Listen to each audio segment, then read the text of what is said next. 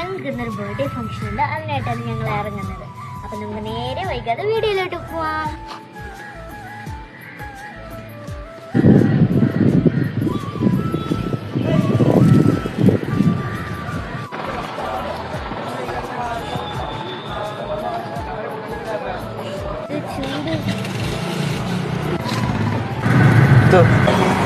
ബസ്സിൽ കയറിയിട്ടുണ്ട്. ഭയങ്കര വെയിലാണ്. ഞാൻ വിൻഡോ സീറ്റിലാണ് കയറിയിരുന്നത്.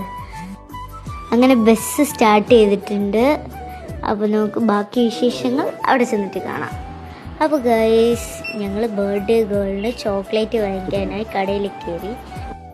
അപ്പോൾ ഗൈസ്, ഞങ്ങളവിടെ എത്തിയിട്ടുണ്ട്. ആണ് ഞങ്ങളുടെ ബർത്ത്ഡേ ഗേള്. അമ്മു ആണ് പേര്.